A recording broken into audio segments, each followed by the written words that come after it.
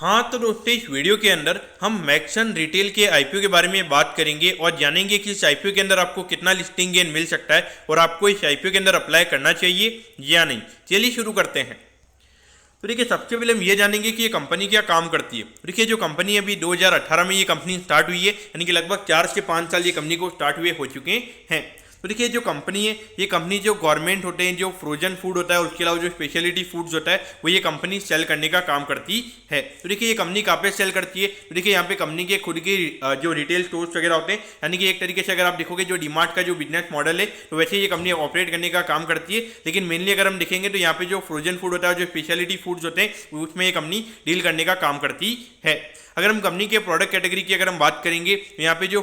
Frozen food होता है, जिसके अंदर वेजिटेरियन भी आ जाता है और नॉन वेजिटेरियन फूड भी आ जाता है, और उसके अलावा जो चीज़ एंड डेयरी प्रोडक्ट्स होते हैं, और उसके अलावा जो वेजिटेबल्स एंड फ्रूट्स होते हैं, और उसके अलावा जो एम्बिएंट प्रोडक्ट्स होते हैं, लग्जरी चॉकलेट्स हो गई, फिर इंपोर्टेड जो पैक्ड प्रोडक्ट्स होते हैं, वो ये कंपनी सेल करने का काम करती है। अगर हम कंपनी के टोटल स्टोर्स की अगर हम बात करेंगे, यहाँ पे 26 हमें यहाँ पे टोटल रिटेल स्टोर्स हमें यहाँ पे कंपनी के नजर आते हैं, और जिसमें से अगर हम देखेंगे तो 16 ये कंपनी खुद ऑपरेट करने का काम करती है। और उसके अलावा अगर हम देखेंगे तो यहाँ पे जो 7 कंपनी के स्टोर्स है, वो यहाँ पे फ्रेंचाइजी जो ओनर्स हैं वो हमें यहाँ पे ऑपरेट करते हुए नजर आते हैं। और अगर हम 3 स्टोर्स की अगर हम बात करेंगे तो वो यहाँ पे ज्वाइंट वेंचर्स के फॉर्म के अंदर यहाँ पे कंपनी के स्टोर्स हमें ऑपरेट होते हुए नजर आते हैं। अगर हम कंपनी के ब्रांड नेम की अगर हम बात करेंगे तो मैक्सन ये ब्रांड नेम के अंदर हमें यहाँ पे जो कंपनी के स्टोर्स है वो हमें यहाँ पे ऑपरेट होते हुए नजर आते हैं।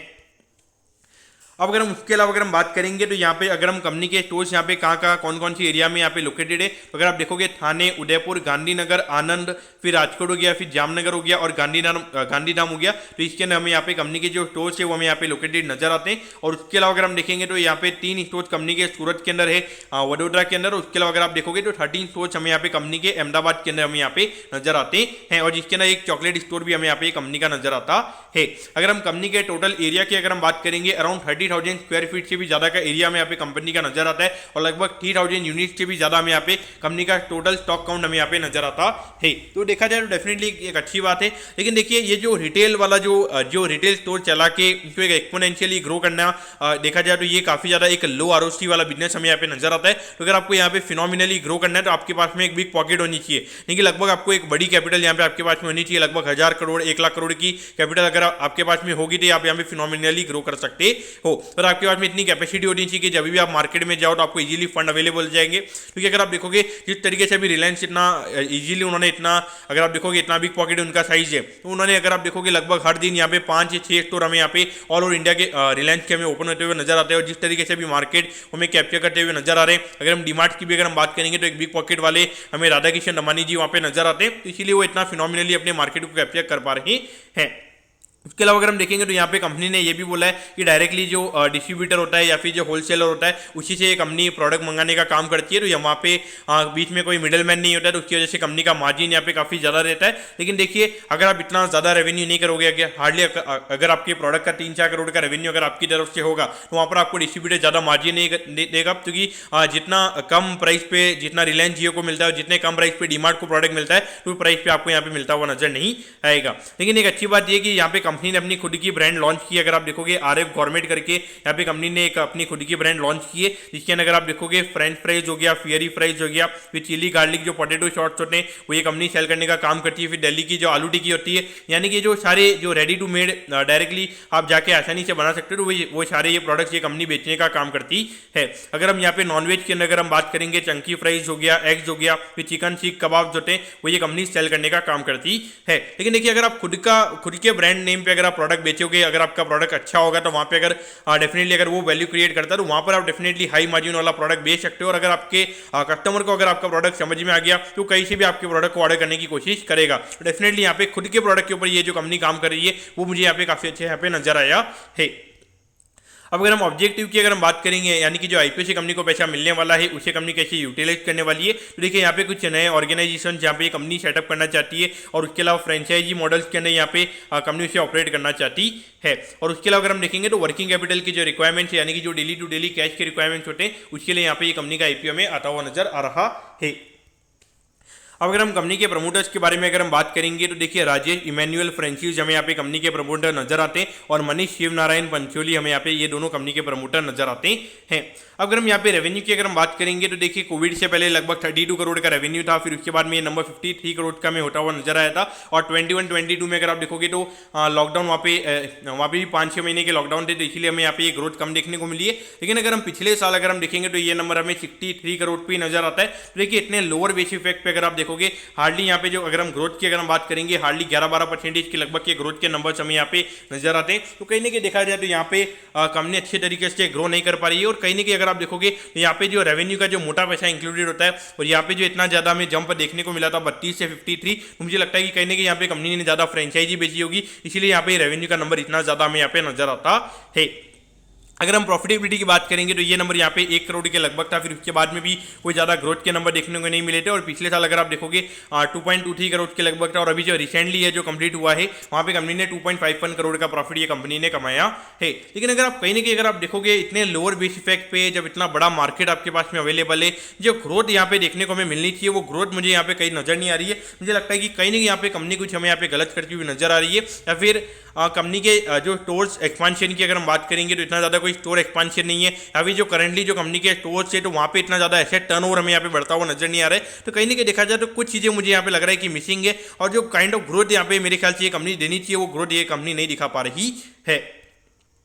अब अगर हम आईपीओ की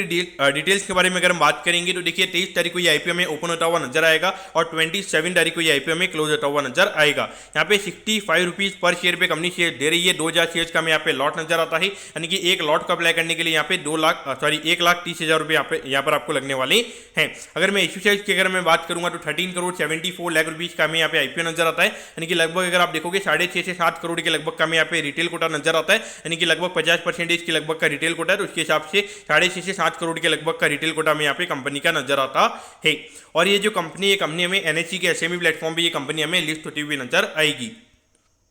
अब अगर हम टाइम टेबल के बारे में अगर हम बात करेंगे तो देखिए 3 जुलाई को आपको पता चल जाएगा कि आपको अलॉटमेंट मिला है या नहीं। अगर अलॉटमेंट नहीं मिलता तो 4 जुलाई को आपको रिफंड मिल जाएगा, 5 जुलाई को आपके डीमैट अकाउंट में शेयर आ जाएंगे अगर आपको अलॉटमेंट मिलता है, और 6 जुलाई को ये कंपनी हमें लिस्ट होती हुई नजर आएगी। यानी कि लगभग अगर आप देखोगे एक हफ्ते बाद में ये कंपनी हमें लिस्ट होती हुई नजर आएगी।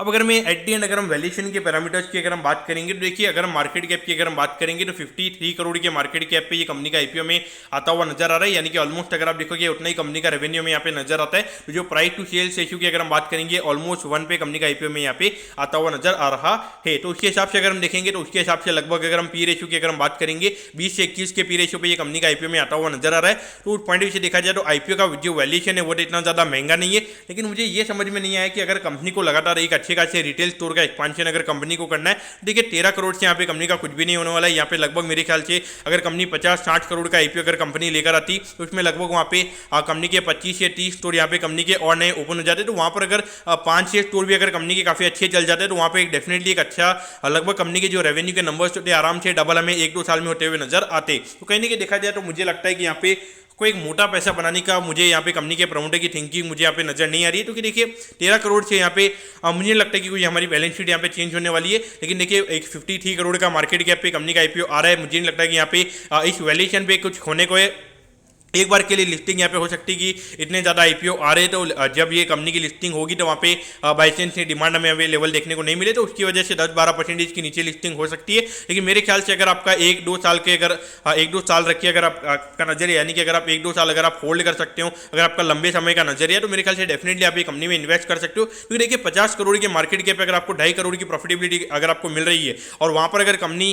थोड़े बहुत स्टोर वगैरह अगर ये कंपनी ओपन कर रही है तो थोड़ी बहुत भी अगर ग्रोथ अगर यहाँ पे आ जाती है तो वहाँ पे डेफिनेटली मेरे ख्याल से पैसा होने का कोई चांस नहीं है। और वहां पे अगर हम अभी एक अच्छे खासे बुल मार्केट में अगर अभी जाने वाले तो वहां पे कहीं की देखा जाए तो मुझे लगता है कि पैसे यहाँ पे 1 से 1.5 साल में यहाँ पे डबल हो सकते हैं। तो पॉइंट से देखा जाए तो लंबे समय के हिसाब से अप्लाई करना चाहिए। मुझे लगता है कि यहाँ पे कोई मोटा लिस्टिंग है आपको देखने को मिलेगा। देखिए 2 हेम सिक्योरिटीज के आईपीओ में यहाँ पे आते हुए नजर आ रहे हैं। एक ग्रीन सेव अप्लायंसेज करके आईपीओ, उसकी डिमांड काफी ज्यादा हाई रहेगी तो बहुत ज्यादा जो रिटेल पैसा है हमें वहां पे जाता हुआ नजर आएगा। तो पॉइंट ऑफ व्यू आपने यहाँ पे देखना चाहिए। तो दोस्तों मैं कहता हूँ कि मैक्सन रिटेल के आईपीओ के बारे में आपको सब कुछ समझ में आ गया होगा। अगर आपकी कोई भी क्वेरीज है आप कमेंट कीजिए, मैं जरूर आपके कमेंट पर रिप्लाई करूंगा। ओके दोस्तों, thank you, have a nice day.